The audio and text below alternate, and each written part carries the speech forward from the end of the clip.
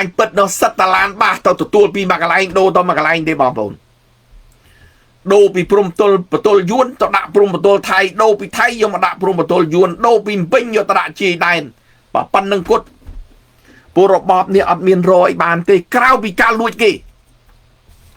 ចឹងបានសហរដ្ឋអាមេរិកបែបមិនទុកទេបងប្អូនពិចារណា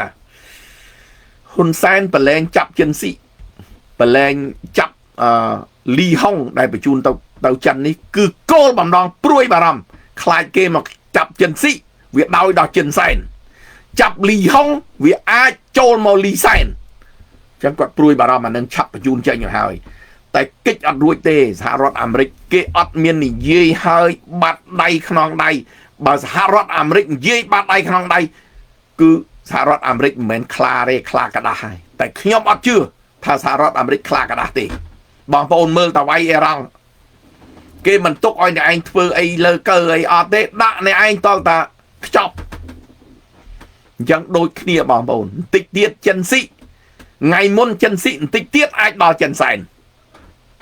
តែគេចាំយូរបន្តិចដល់ពេលវេលាគេមកគោះទ្វារឲ្យស្រុកខ្មែរបងប្អូនបើគេចង់ចាប់ចិនសែនណាខ្ញុំមើលសហរដ្ឋអាមេរិកតម្លាក់មនុស្សមកមិនលើសពី100នាក់សាឡូបងប្អូនពិចារណាវៃអេរ៉ង់បាញ់ប្រធានាធិបតីអេរ៉ង់ចាប់ប្រធានាធិបតីនៃវេណេស៊ុយឡាគេប្រើមនុស្ស4-500កប៉ាល់ហោះឲ្យជ្រងច្រាស់ស្រុកខ្មែរខ្ញុំថាតាសឹងតា10នាក់ក៏ចាប់បានដែរអត់ប្របាទេមន្ត្រីរាជការពលទាហានទាំងអស់ដែលនៅជាអង្គរៈលោកកុំសង្ឃឹមថាគាត់ពេលដែលសហរដ្ឋអាមេរិកឬមួយក៏អង្គការសហជីវជាតិគេចូលមកចាប់បែរគាត់ទៅជាយកជីវិតដើម្បីបដូរសម្រាប់ការពារអ្នកឯងសង្ឃឹមតិចពេកហើយសង្ឃឹមតិចពេកហើយបងប្អូនមិនបាច់មើលអីទេកាលតែបោះឆ្នោត2013ភូមិឃុំដែលនៅម្ដុំទួលកសាំងបោះឆ្នោតឈ្នះគណបក្សសង្គ្រោះជាតិអញ្ចឹងសិទ្ធិទាហានអង្គរៈរបស់លោកហ៊ុនសែនបោះឆ្នោតឲ្យគណបក្សសង្គ្រោះជាតិមិនមែនបោះឲ្យគណបក្សប្រជាជនទេលោកហ៊ុនសែនមិនមែនមិនដឹងទេចឹងកន្លែងណាគាត់អភិវឌ្ឍដូចជាឃុំមួយខ្ញុំភ្លេចឈ្មោះឃុំហ្នឹងហើយគាត់អភិវឌ្ឍប្រុងទៅធ្វើឃុំគំរូពេលបោះឆ្នោតទៅចាញ់គណបក្សសង្គ្រោះជាតិគាត់លែងទៅអភិវឌ្ឍឃុំនឹងបដ ாய் ដោយសារអីគេមើលឃើញអំពើពុករលួយមើលឃើញការដឹកនាំរបស់អ្នកឯងវាផ្ដាច់ការបំផ្លាញជាតិទោះបីអ្នកឯងឲ្យម៉ាស៊ីនបូមទឹកគាត់ធ្វើតនុបបលាយធ្វើផ្លូវឲ្យគាត់ល្អយ៉ាងណាក៏ដោយក៏គាត់អត់សប្បាយចិត្តជាមួយនឹងអ្នកឯងធ្វើបែបហ្នឹងដែរគៀតដាក់មួយនឹងឈ្មោះវាមីឡានបុកឈ្មោះមួយទៀតមីឡប់ខ្ពឹកអីមិនទេនេះបែបតាក់តងជាមួយនឹងខាងលើយ៉ាងរុយក្បាលខៀវបាទ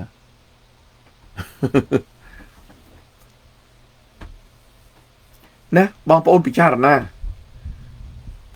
អញ្ចឹងតាក់តងជាមួយនឹងអ្នកស្រីដែលគាត់លើកនេះខ្ញុំចាក់បន្ថែមឲ្យគាត់ស្ដាប់ទៀតបងប្អូនប្រទេសជាតិទាំងមូលហើយថ្នាក់ដឹកនាំត្រូវយល់ថាទឹកដីយើងត្រូវការពារដាច់ខាត់សូម្បីតែមួយចង្អាមគឺយើងមិនត្រូវបាត់បង់ដែរដូច្នេះខ្មែរយើងទាំងអស់ដែលមានឈាមជ័រជាខ្មែរគឺមានការឈឺចាប់មិនទទួលយកទេភាសានិយាយឲ្យទៅរួចខ្លួនភាសានិយាយដោយកូនក្មេងបន្លំចង់គិតវេះពីការទទួលខុសត្រូវរបស់ខ្លួនអារឿងធំប្រពន្ធភ្នំអារឿងអាយុជីវិតប្រទេសជាតិយកមកនិយាយលេងសើចថាជារបួសមេដៃកូនដៃរៀមដៃមិនសំខាន់ទេដូច្នេះយើងមិនទទួលយកបានទេយើងមានការជឿចាប់ខ្មែរទាំងអស់មិនត្រូវអនុញ្ញាតមិនត្រូវបណ្ដោយឲ្យថ្នាក់ដឹកនាំរបៀបនេះនៅតែបន្តដឹកនាំប្រទេសយើងឯងចាពុកម៉ែបងប្អូនកាលពីពុកម៉ែបងប្អូនបានស្ដាប់នៅសំណួរនិងចម្លើយនឹងហើយតើពុកម៉ែបងប្អូនយល់ថាម៉េចចាសម្រាប់នាងខ្ញុំពុកម៉ែបងប្អូននេះគឺជាទស្សនៈទានបែបអប់រំមួយតែទៅសុភាសិតបែបអប់រំរបស់ខ្មែរយើងក៏មានច្រើនដែរតែតាក់ទងជាមួយនឹងបញ្ហាទាំងហ្នឹងពុកម៉ែបងប្អូនឃើញហើយដោយសុភាសិតខ្មែរយើងតែងតែនិយាយថាកុំដេកតាមគេផ្ដួលកុំរមូលសំក្រិចពាក្យហ្នឹងគឺមានអត្ថន័យដូចគ្នាហើយមួយទៀតពុកម៉ែបងប្អូនយើងឃើញហើយសុភាសិតហ្នឹងគឺតាំងពីយើងរៀននៅថ្នាក់បឋមពុកម៉ែបងប្អូននៅតាមជាងនៃបន្ទប់រៀនមួយលោកគ្រូអ្នកគ្រូយើងតែងតែសរសេរហើយសុភាសិតខ្មែរយើងដែលបានលើកឡើងថាអតីតកាលគឺជាការឈឺចាប់បច្ចុប្បន្នស៊ូយ៉ាប់អនាគតរុងរឿង G'day guys, it's Natasha. No one ever leaves. G'day guys, it's Natasha. សុភាសិតខ្ញុំធ្លាប់ឮដែរខ្ញុំធ្លាប់រៀនដែរមិនមែនរៀនតែអ្នកនាងទេណាដេកផ្សំដួលលមូលផ្សំក្រិចឈឺបន្តិចបន្តិចថាឈឺដែរនៅសម័យប៉ុលពតវាប្រើពាក្យមួយវាថាវាប្រើពាក្យហ្នឹងណាដេកផ្សំផ្ដួលលមូលផ្សំក្រិចឈឺបន្តិចបន្តិចថាឈឺដែរវាវាយអូសយកទៅធ្វើការភាសានឹងណាមិនមែនភាសាបាត់ទឹកដីខ្មែរ60កន្លែងហើយឲ្យខ្មែរយើងនឹងផ្ដេកសំដួលលមូលផ្សំក្រិចឈឺបន្តិចបន្តិចអញ្ចឹងនាងប្រើពាក្យនឹងថាដីដែលបាត់50-60កន្លែងនឹងគឺជាកន្លែងដែលឈឺបន្តិចបន្តិចលមូលផ្សំក្រិចកុំឈឺដែរកុំបាច់ឈឺទេរឿងកប៉ិចកប៉ុកនៃរបស់នាងនិយាយអញ្ចឹងមែនទេណាពាក្យស្លោកពាក្យកំណាព្យដែលខ្មែរបាននិយាយដើម្បីក្នុងរង្វង់គ្រួសារតូចឧទាហរណ៍យើងឈឺល្មមដែលយើងអាចងើបទៅធ្វើការបានតស៊ូដើម្បីគ្រួសារអូខេប្រើបានតែពាក្យដែលបាត់ទឹកដីនេះมันអាចលមូលផ្សំក្រិចឈឺបន្តិចបន្តិចទេបាត់ទឹកដី60កន្លែងឈឺបន្តិចបន្តិចឲ្យបងប្អូនពិចារណាមើលហាទៅរួមច្រៀងដែលឲ្យហ៊ុនម៉ាណីធ្វើហ្នឹងអានឹងវាមិនត្រឡប់ទឹកដីមកវិញបាត់ឈឺមែនទេហាឮថានាងធ្លាប់ធ្វើគ្រូអីដែរខ្ញុំដឹងដែរតែនាងបកស្រាយវាអត់ត្រឹមត្រូវនៅក្នុងកលៈទេសៈនេះខ្ញុំមិនចង់តអីទេខ្ញុំខ្ពើមនឹងចង់តក៏ប៉ុន្តែអ្វីដែលនាងនិយាយវាប៉ះពាល់ដល់ថ្នាក់ដឹកនាំកពូលនឹងមួយទី2នាងនៅប្រទេសញូហ្សេឡង់សួរប្រជាជនញូហ្សេឡង់ហ្នឹងគេសប្បាយចិត្តជាមួយនាងទេបើគ្រាន់តែនៅវត្តវ៉ាឡែនតិនហ្នឹងនាងអញ្ជើញទៅវត្តផងទៅនាងនិយាយថាគេអ្នកនៅវត្តហ្នឹងរឿងអើងខ្ញុំមិនជឿថាអ្នកនៅវត្តហ្នឹងគេរឿងអើងនាងទេដោយសារអី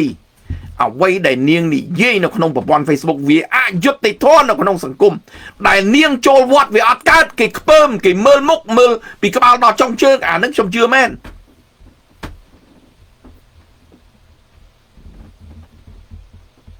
ទាំងអ្នក Valentine ទាំងអ្នកនៅ New Zealand ទាំងអស់នាងមិននៅរស់នៅទីនេះនៅប្រទេសប្រជាធិបតេយ្យបើនាងគ្រាន់បើនាងអញ្ជើញទៅនៅជាមួយសេចក្តីសុខគោរពសន្តិភាពរបស់នាងនៅស្រុកខ្មែរវិញទៅមានណាថាម៉េចប្រជាជនញូហ្សេឡង់ច្រើនណាស់គេតាក់ទងមកខ្ញុំដើម្បីឲ្យខ្ញុំនិយាយរឿងនេះតែខ្ញុំមិនចង់ប៉ះពាល់នាងទេតែអ្វីដែលនាងនិយាយវាហួសហេតុជាមួយនឹងការដែលវាផ្ទុយពេកនាងកាន់ជើងមិនកាន់ជើងទេនាងគោរពគណៈបកណារឿងរបស់នាងក៏ប៉ុន្តែកាន់ជើងកុំឲ្យលើកជើងឲ្យវាផុតជើងអញ្ចឹងពេកវាអាក្រក់ហួសហើយដីបាត់50-60កន្លែងនាងនិយាយថាឈឺតិចតួចល្មួយតិចតួចល្មូលផ្សំក្រិចឈឺបន្តិចបន្តិចថាឈឺដែរមិនខុសពីលោកហ៊ុនសែនដែលនិយាយថាដីបាត់ប៉ុណ្ណឹងមិនស្មើនឹងកូនដៃគាត់មួយផងរបួសកូនដៃមួយត្រឹមត្រូវដែរបងប្អូនពិចារណាមកណាចេស្តាជំរាបសួរលោកពូអរគុណរុយក្បាលខៀវបងគៀតណាស្រីសោះខំសំពងមិនកើតទៅ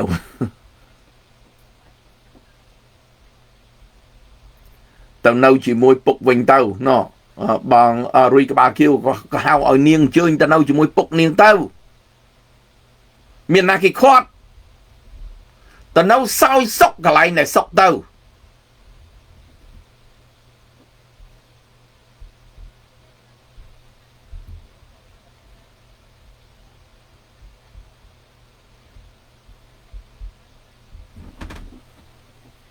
ប្រជាជនញូហ្សេឡង់គេឆាតមកខ្ញុំច្រើនណាស់អ្នកខ្លះគេសួរថាតើអាចប្រជុំក្បាលវាទៅវិញបានទេដូចម្នាក់នៅកាណាដាបានទេខ្ញុំប្រាប់មិនបានទេនៅប្រទេសញូហ្សេឡង់ ពួកគេមកទី1គេមិនមែនមកជាអ្នកនយោបាយដើម្បីមកសុំជ្រកកោននៅទីនេះទី2អ្នកនឹងគេមកតាមរយៈប្តីគេដែលទៅការបន្ទោះប្តីឈឺក៏ដោយជាក៏ដោយខំប្រឹងទៅការដើម្បីឲ្យបានមករស់នៅទីនេះឲ្យបានសិទ្ធិរស់នៅប្រទេសញូហ្សេឡង់ហើយកុំមកអួតថាអូអញមកថែរក្សាអីផេះគេដឹងតែទាំងអស់ហ្នឹងនៅ Wellington នោះហើយខ្ញុំក៏មិនចង់និយាយដែររឿង personal ខ្លួនឯងឯងធ្វើអីធ្វើទៅគាត់ណាអ្នកដែលឆាតមកខ្ញុំទៀមទាអញ្ចឹងខ្ញុំជម្រាបទៅគាត់វិញថាធ្វើមិនបានទេប្រទេសញូហ្សេឡង់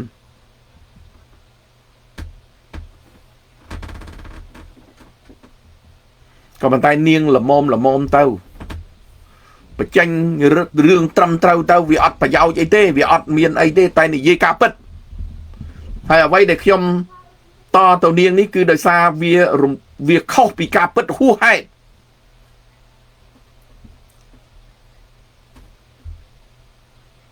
ដល់ខុសពីការហួសហេតុទៅខ្ញុំឆ្លើយបន្តិចទៅដើម្បីបងប្អូននៅញូហ្សេឡង់នឹងសំណូមពរខ្ញុំច្រើនពេក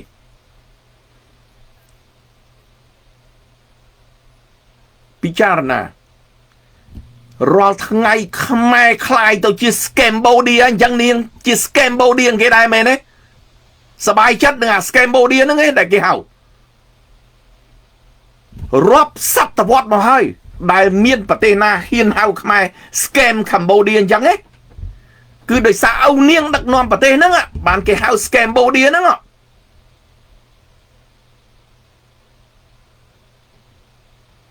បើឪនាងមិនមែនដឹកនាំប្រទេសក៏គេមិនហៅ Scambodia អញ្ចឹងដែរ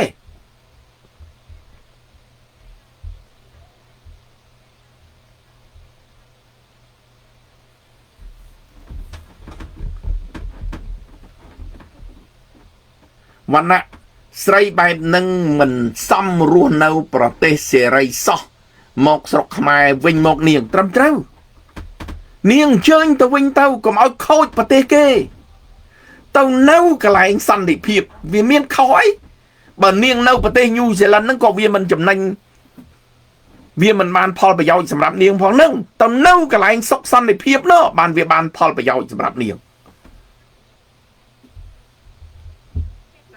បានទស្សនវិជ្ជាក្នុងការអប់រំផ្លូវចិត្តបណ្ដុះផ្លូវចិត្តពង្រឹងស្មារតីពង្រឹងសតិសម្បជញ្ញៈរបស់យើងឲ្យយើងមានមនសិការក្រោកឡើងតស៊ូអំណត់អត់ធន់ព្យាយាមធ្វើយ៉ាងណាដើម្បីកុំឲ្យអតីតកាលមកជន់ឈ្លីបច្ចុប្បន្នកាលនិងអនាគតកាលរបស់យើងទៅទ្រឹស្ដីដែលសម្ដេចតេជោបានលើកឡើងក៏មិនខុសពីសុភាសិតខ្មែរយើងទាំងពីរនឹងដែរពុកម៉ែបងប្អូនហេតុអីក៏លើកឡើងមកនិយាយនៅក្នុងស្ថានភាពហ្នឹងព្រោះសំស្របទៅនឹងពេលវេលាមួយដែលការនោះយើងចាំបានហើយអាដាមហ៊ុនម៉ានីលោកបានលើកគម្រោងមួយដើម្បីធ្វើនគរសង្គ្រាមនៅរដូវចូលឆ្នាំថ្មីហ្នឹងហើយក៏មានប្រតិកម្មពីបណ្ដាពួកអ្នកជ្រុលនិយមដែលគាត់ថាប្រទេសយើងចេះមិនគួរធ្វើអញ្ចឹងទេចាយើងគួរតែកាន់ទុកគួរតែអីអញ្ចឹងទៅបានជាសម្ដេចតេជោចាសរសេរនៅពាក្យទាំងឡើងហើយនៅក្នុងនោះលោកក៏បានបញ្យល់ដែរពីមូលហេតុចេះចង់ទៅក៏ប៉ុន្តែរដ្ឋផលគឺគេស្ដាប់មិនបានឬក៏គេធ្វើមិនយល់នឹងយើងអត់ដឹងទេចាពុកម៉ែបងប្អូនបើយើងងាកមកមើលគេមិនមែនស្ដាប់មិនបានគេធ្វើមិនយល់ទេដូចខ្ញុំបានលើកមិញអញ្ចឹងរឿងចូលឆ្នាំខ្មែរជាប្រពៃណីរបស់ជាតិរបស់ប្រជាជនទូទៅបើទោះបីរដ្ឋមិនប្រកាសជាទូទៅណាស្ថាប័នរដ្ឋក្រសួងធម្មការគ្រាន់តែចេញព័ត៌មានមួយដែលតាក់ទងរឿងទេវតាឈ្មោះអីចុះមកម៉ោងប្រមាណអីប្រមាណអានឹងការទុះទាយការដែលរៀបចំចង្ក្រានរបស់ក្រសួងធម្មការហើយប្រកាសឲ្យប្រជាពលរដ្ឋហ្នឹងថាទេម៉ោង10ណាទេវតានឹងឈ្មោះស្អីទេវីអីអញ្ចឹងចុះមកម៉ោងប៉ុណ្ណេះថ្ងៃប៉ុណ្ណេះប៉ុណ្្នឹងគាត់ដែលរដ្ឋាភិបាលធ្វើជាទូទៅដល់តែខ្លួនឯងមកបង្កើតឲ្យមានរំជ្រៀងនៅក្នុងកាលៈទេសៈនេះដែលប្រជាជនកំពុងតែទុកសោកបាត់ដីមិនបាត់ដីម្ដាយនាងមិនបាត់ដីនាងអត់ទាន់ឈឺចាប់ទេកន្លែងដែលស្នាក់នៅដល់សុខស្រួល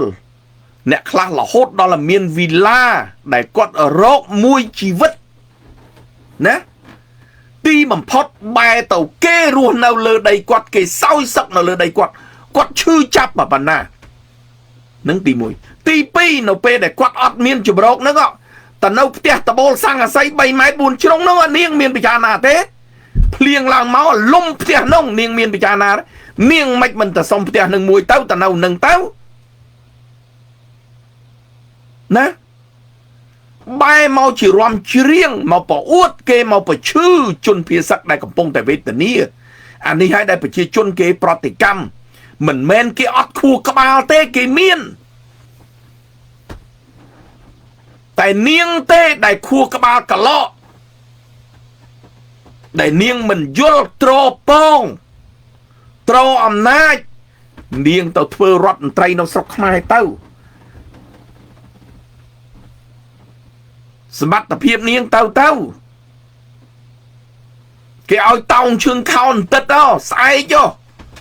បានបើគ្រាន់តែមកទៅលេងគេឲ្យដេកអតែលផ្កាយ4ផ្កាយ5មែន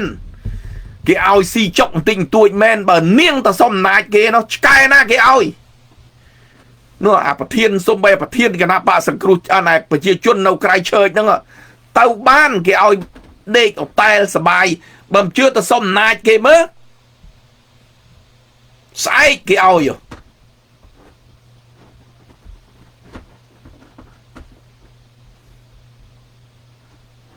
គាត់អ្នកនៅនេះនឹងទៅសុំអំណាចឲ្យប្អូនទៅសុំអំណាចឲ្យពូនឹងក៏អត់ផងគេជួយលើសនាងទៅទៀតកុំសង្ឃឹមចឹងថ្ងៃនេះខ្ញុំមិនមែនទៅចង់ឆ្លើយឆ្លងជាមួយនាងទេតែអ្វីដែលនាងនិយាយនេះវាហួសហេតុឥឡូវបើគ្រាន់បើនោះឥឡូវនេះច្រត់នឹងកលមិនគោរពប្រពៃណីមិនធ្វើឲ្យតើច្រត់កលឲ្យបានហឹកហាក់ដូចរំច្រៀងនោះទៅចំណេញបានអីរំច្រៀងនោះបំពុលហ្នឹងហ៊ុនម៉ាណីនឹងចេះបានអីខ្លះហើយមើលប្រព័ន្ធ Facebook មើលហ៊ុនម៉ាណីចេះបានអីខ្លះហើយចេះបានជួបខំជួបកាកេសំធំជាងគេនៅក្នុងពិភពលោកកម្មាវែងជាងគេនៅក្នុងពិភពលោករមហាស៊ីសនបានច្រើនជាងគេនៅក្នុងពិភពលោកកាច់ផ្កាកដាស់បរិយាយពេញកវត្តច្រើនជាងគេនៅក្នុងពិភពលោកចេះបានហ្នឹងឯង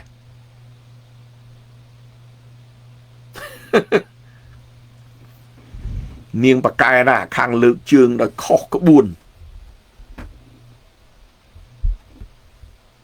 ចំពោះចម្លើយរបស់លោកសំរងស៊ីវិញគាត់ថានេះគឺជាពាក្យសម្ដីថ្នាក់ដឹកនាំដែលមិនទទួលខុសត្រូវគាត់សម្អាងថានេះគឺជារឿងអាយុជីវិតរបស់ប្រទេសជាតិទាំងមូលយើងជាប្រជាពលរដ្ឋយើងត្រូវការពារទឹកដីអីចឹងទៅចានេះគឺជាទ្រឹស្ដីរបស់គាត់នៅពេលដែលគាត់សម្ភាសនេះក៏ប៉ុន្តែបើយើងក៏លេចទៅហានឹងមិនការពិតឲ្យបងប្អូនពិចារណាមើល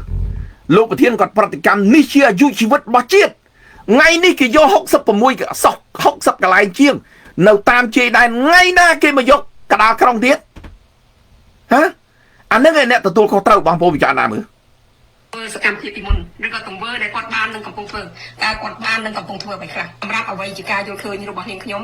សង្កេតឃើញថាក្រុមនេះឯងជាញឹកញាប់តែងតែយកបញ្ហាព្រំដែនតែងតែយកបញ្ហាបូរណភាពដែនដីធ្វើជាឧបករណ៍ដើម្បីវាប្រហាររដ្ឋាភិបាលទាំងដែលខ្លួនឯងមិនដែលបាននឹងធ្វើអ្វីទាំងអស់មិនតែប៉ុណ្ណោះទាំងដែលខ្លួនឯងបាននឹងកាយកំពុងបំរើហ៎យករឿងព្រំប្រទល់មកវាយប្រហាររដ្ឋាភិបាលដែលខ្លួនឯងអត់បានធ្វើអីសោះបងប្អូនពិចារណាពាក្យហ្នឹងណាខ្ញុំនិយាយការពិតខ្ញុំអត់មានបខាច់បខូចអីទេណាយករឿងព្រំប្រទល់យកមកវាយប្រហាររដ្ឋាភិបាលបើរដ្ឋាភិបាលលោកហ៊ុនសែនមិនឆ្កឹះឆ្កៀវជាមួយនឹងថៃឲ្យថៃមកវាយខ្មែរក៏ខ្មែរមិនបាត់បង់ទឹកដីហាក់60កន្លែងនឹងជាងដែរបើលោកហ៊ុនសែនមិនធ្វើឧក្រិដ្ឋកម្មអនឡាញក៏ថៃមិនអាចយកលេសមកវាយខ្មែរបានដែរនឹងមិនឲ្យគេនិយាយកំហុសដែលបាត់ទឹកដីរាប់សិបកន្លែងឲ្យគេបិទមាត់ហើយស្រែកតែពួកឯងបានធ្វើអីខ្លះប្រាប់ទៅឪនាងទៅចុះពីតំណែងឬមួយក៏គ្រាន់តែបើកឲ្យគណៈបក្សសង្គ្រោះជាតិចូលស្រុក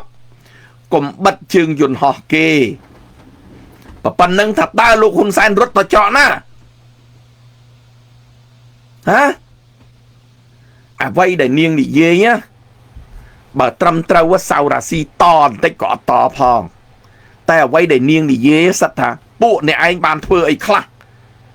បើគុំគណៈបកសង្គ្រោះជាតិដែលអ្នកឯងរំលាយគេស្មើនេះគណៈបកសង្គ្រោះជាតិដឹកនាំប្រទេសហើយប្រទេសខ្មែរកសាងតែ2អាណត្តិឯនាងមិនចាញ់បរទេសដែលនៅជិតខាងយើងទេ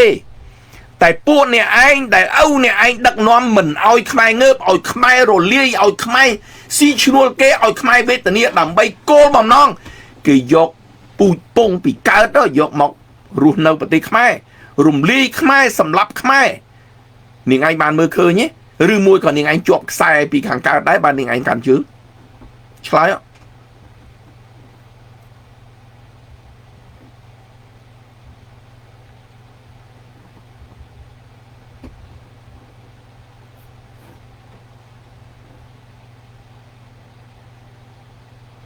ណាបងប្អូនពិចារណាចឹងសម្ដីដែលគាត់នេះខ្ញុំមិនមែនថាត្រូវដែលមកឈ្លានពានប្រទេសរបស់ខ្លួនទៅវិញពុកម៉ែបងប្អូនហេតុអីបានយើងនិយាយពុកម៉ែបងប្អូនទៅជាយើងនឹងទៅ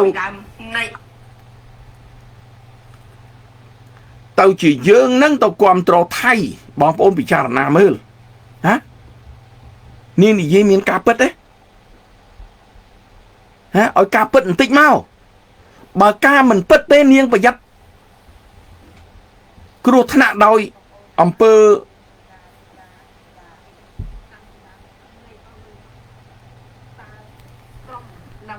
ធ្វើអ្វីខ្លះដើម្បីបម្រើផលប្រយោជន៍នយោបាយរបស់ប្រទេសនិងប្រជាជនរបស់ខ្លួនយើងឃើញហើយមានតែប្រឆាំងមានតែបំផិតបំភ័យទី1ហេតុអីបានខ្ញុំនិយាយអញ្ចឹងយើងឃើញហើយកាលពីសង្គ្រាមមុនដំបូងក្រុមនឹងបកពួកនឹងបានបំបាក់ទឹកចិត្តរបស់បងកងរយៈកងទ័ពតាមរយៈកងទ័ពយើងគ្មានសមត្ថភាពបាញ់ខុសបាញ់នៅគ្មានបច្ចេកទេសក្នុងការបាញ់ទេបាញ់ទៅចំផ្ទះគេបាញ់ទៅចំអីគេនោះដាក់ខ្លួនឯងដាក់មកចំហ្មងនេះមួយទី2មានរឿងអីទៀតទី2នៅពេលដែលគេធ្វើមកឈ្លានពានមករំលោភឈ្លានពានលើបូរណភាពបែបដែនដីខ្មែរយើងឃើញហើយនៅតាមជួរព្រំដែនហ្នឹងតាំងពីខេត្តឧត្តរមានជ័យព្រះវិហារមកកំពង់ធំកំពង់អេកំពង់ធំបាត់ដំបងមកយើងឃើញហើយថាតើយើងមានជនភៀសសុខប៉ុន្មានតើសៀមនឹងបានធ្វើអ្វីខ្លះមកលើប្រទេសយើងទាំងការបំផ្លាញហេដ្ឋារចនាសម្ព័ន្ធ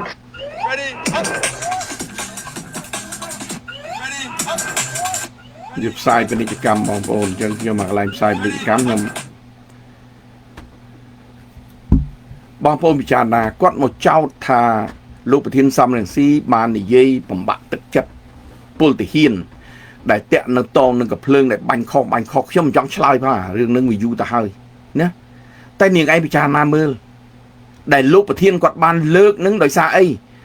កំភ្លើងដែលឲ្យទៅពលទាហាននៅព្រំប្រទល់នឹងសំបីតាអាកាបាញ់មកគ្រាប់អាមេមកគ្រាប់ដែលវាចាស់សំបីតាក្តោកប្រុកដែលវាបុកទៅចំណែគ្រាប់កំភ្លើងយើងនឹងក៏វាបុកអត់ត្រូវបានវាបាញ់វាអត់ចាញ់យកកំភ្លើងកញ្ចាស់បែបនឹងយកទៅឲ្យគាត់ការពារព្រំដែនរីឯកំភ្លើងទំនើបអៅសិតតអៅក្រោះសិតតវ៉ែនតាពាក់មើលយប់ឲ្យអង្គរៈនៅភ្នំពេញនេះជាគោលបំណងលោកប្រធានគាត់បានលើកពីបញ្ហាហ្នឹង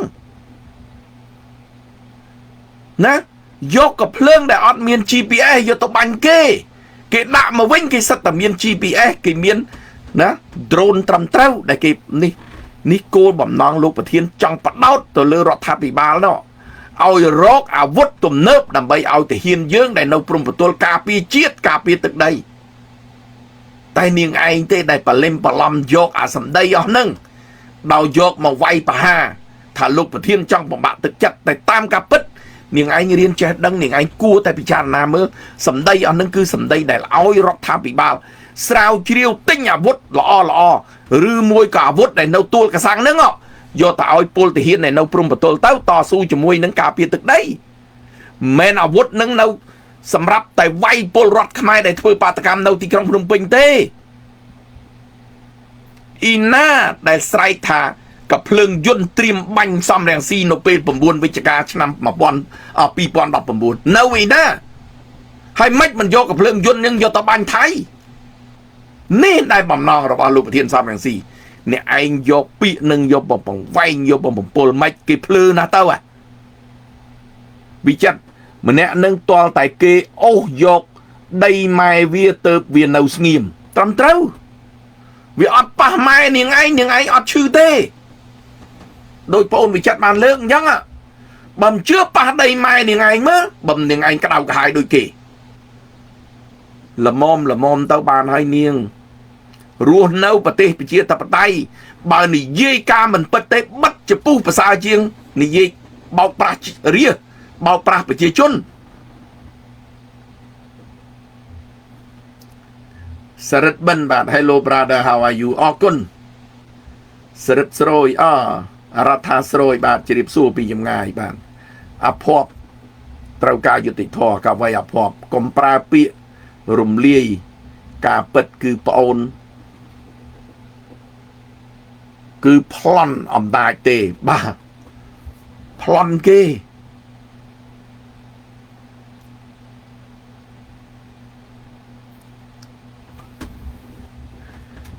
គណៈបកសង្គ្រោះជាតិនឹងគេដឹងច្បាស់ថា2017 18នឹងនឹងចូលទៅដឹកនាំប្រទេសចឹងហ៊ុនសែននោះឲ្យតាំងពីក្រុមហ៊ុននៅអង់គ្លេសមក research ច្បាស់ណាស់ពួកគណៈបកប្រជាជនដឹងច្បាស់ពេលបោះឆ្នោតឃុំ 41% គណៈបកសង្គ្រោះជាតិទទួលបានគណៈបកប្រជាជនបាន 42% ជាងលើសតែ 1% ទេអញ្ចឹងបោះឆ្នោត2018បូក 15% ទៅ 20% ទៀតគណៈបកសង្គ្រោះជាតិហើយគណៈបកប្រជាជនត្រូវដក 15% ចេញពីខ្លួនឯងទទួលបានអញ្ចឹងដឹងថាចាញ់គេ 100% មូលហេតុដែលខ្ញុំនិយាយនេះធម្មតាពេលបោះឆ្នោតឃុំសង្កាត់ណាបងប្អូនណាអ្នកនៅតាមឃុំតាមសង្កាត់មេឃុំគណៈបកប្រជាជននឹងអ្នកខ្លះក៏គាត់ល្អដែរ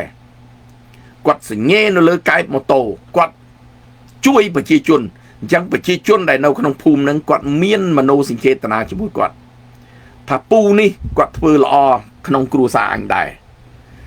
ក្មួយរបស់មេឃុំកូនរបស់មេឃុំមានមិត្តភ័ក្តិរបស់អញ្ចឹងគ្រួសារគាត់បាក់ពួកគាត់ជួយបោះដើម្បីឲ្យឪពុកមាគាត់នឹងคล้ายទៅជាមេឃុំ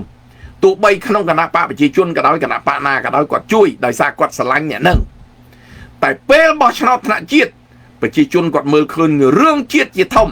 អញ្ចឹងបោះឆ្នោតទម្លាក់គណៈបកណាដែលដឹកនាំមិនចម្រើនជាតិអញ្ចឹងគាត់លែងខ្វល់ហើយមេឃុំបាអញជាប់ហើយពូអញជាប់ហើយអញបោះឆ្នោតជាតិអញទម្លាក់គាត់យ៉ាងហោចក៏ប៉ាអញពូអញនឹងនៅធ្វើមេឃុំ5ឆ្នាំទៀតជាប់គណៈបកណាក៏ជាប់ទៅដើម្បីផលប្រយោជន៍ជាតិអញ្ចឹងពេលបោះឆ្នោតថ្នាក់ជាតិគឺគណៈបកប្រជាជនត្រូវតែធ្លាក់ចាញ់ពេលបោះឆ្នោតគណៈកអប់ពេលបោះឆ្នោតមេឃុំយ៉ាងតិច 15% បងប្អូនអញ្ចឹងលោកហ៊ុនសែនគាត់ដឹងច្បាស់អញ្ចឹងហើយបានគាត់មកប្លន់គណៈបកសង្គ្រោះជាតិដូចបងអូនក៏បានលើកមិនមែនរំលាយទេគឺប្លន់ត្រឹមត្រូវ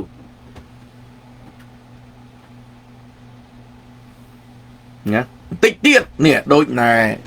រុយក្បាលខៀវបន្តិចទៀតរករឿងកម្លាំងជាតិទៀតហើយត្រឹមត្រូវចឹងហើយបានប្រហែលថ្ងៃនេះគេឲ្យអ្នកប្រជាធិបតេយ្យคล้ายៗនោះមករកគួនគណៈបកកម្លាំងជាតិរកគួនខ្ញុំមិនថាគណៈបកណាទេគ្រាន់ថាគណៈបកคล้ายៗមួយចំនួនតាមរកគួន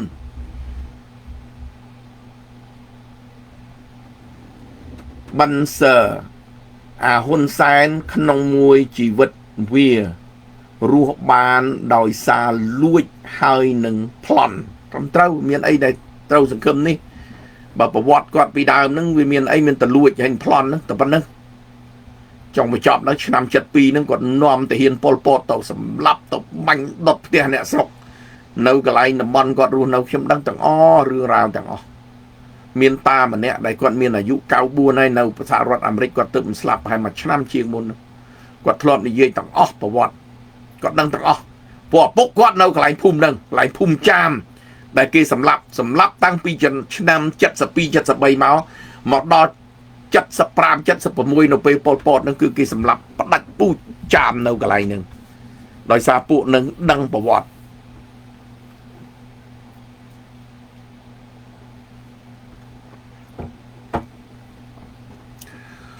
អុកសុភាបាទជ្រាបសួរ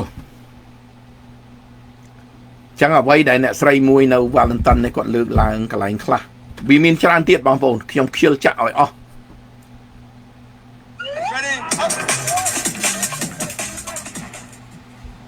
អ្វីដែលគាត់និយាយនឹងវាខុសការពិតពេកបានខ្ញុំឆ្លើយមួយចំនួននឹងទៅឲ្យបងប្អូនបាន ស្ដាប់ឲ្យគាត់ហើយជាពិសេសបងប្អូននៅ New Zealand ហ្នឹងណាដែលគាត់ឆាតមកខ្ញុំគាត់ផ្ញើសារមកខ្ញុំនឹងឲ្យខ្ញុំនិយាយខ្លះហ្នឹងក៏ខ្ញុំលើកខ្លះទៅណាមិនចង់ឲ្យវាមានបញ្ហាទេនៅប្រទេស New Zealand ហ្នឹងគ្រាន់ថានាងនិយាយផ្ទុយពេកអាក្រក់ពេកណា Terry Ton Hello បងអូនប្រុសបាទអរគុណបង Terry សុខសប្បាយខ្ញុំសូមមើល comment បងប្អូនបន្តិចដែលបានចូលមកណាTerry Ton បាទអរគុណ Sunrise បាទអរគុណឆាយសាយបាទអូម៉ោង 11 កន្លះយប់នៅកាណាដាហើយឆាយសាយបាទអរគុណបាទPalmeria សួស្ដីបាទអរគុណបេះដូងកូនខ្មែរសួស្ដីបងរាស៊ីបាទអរគុណបាទជីហងរួមគ្នាការពារទឹកដីខ្មែរបាទអរគុណច្រើនពីចម្ងាយជីហងបាទអុកសុភ័ក្រជម្រាបសួរបាទអរគុណពីចម្ងាយបេះដូងកូនខ្មែរសួស្ដីពីចម្ងាយសម្បត្តិកូនឆ្លាតអរគុណ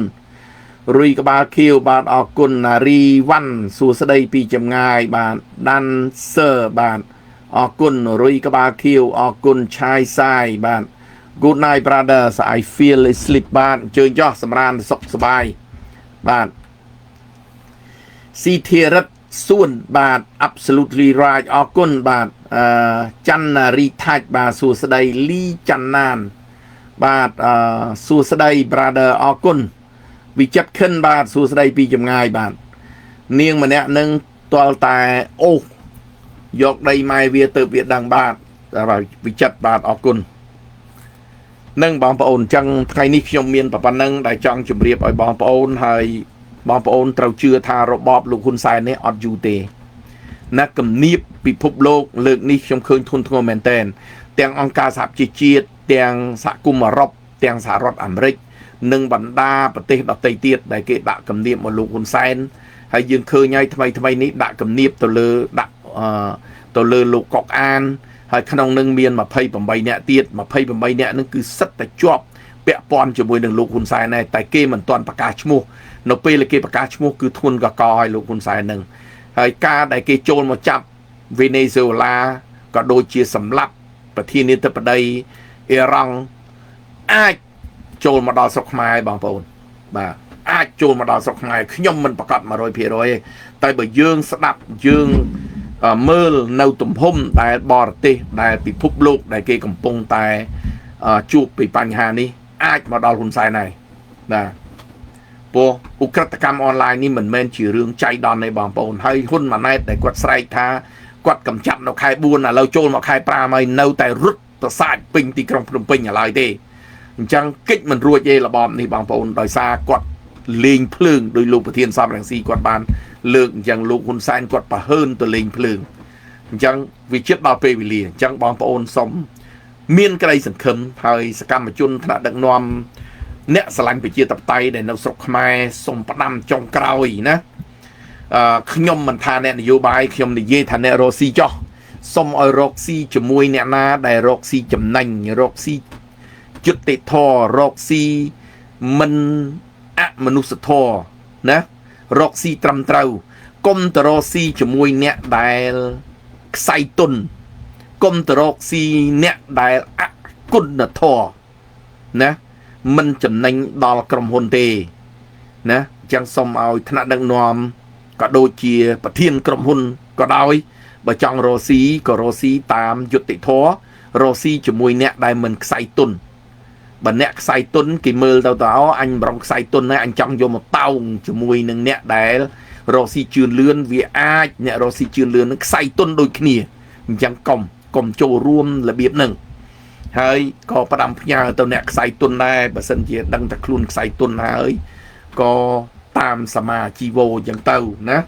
ដើម្បីផលប្រយោជន៍ការរកស៊ីរបស់យើងធ្វើម៉េចអានឹងកម្មរបស់យើងបច្ចនាទៅទ្រព្យសម្បត្តិដែលឪពុកម្ដាយគេទុកឲ្យទៅយើងទៅយកអាទ្រព្យសម្បត្តិនឹងយកទៅរកស៊ីផ្ដេសផ្ដាស់រកស៊ីឡុងចុងអញ្ចឹងទៅការដែលម៉ួយដែលរកស៊ីជាមួយនឹងគេដឹងថាអាមួយនឹងរកស៊ីបោកប្រាស់គេទេរកស៊ីមិនទៅមុខទេអញ្ចឹងម៉ួយនឹងវាដាច់ម៉ួយបងប្អូនអញ្ចឹងវាដាច់ម៉ួយ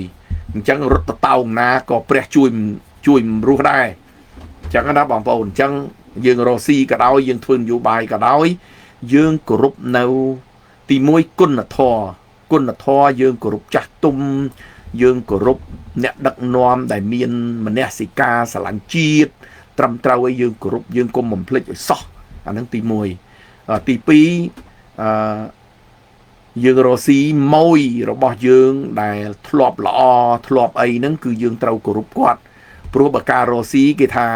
ហៅថាcustom ហ្នឹងគឺជា king ណាអញ្ចឹងយើងត្រូវគោរពគាត់ប្រជាពលរដ្ឋ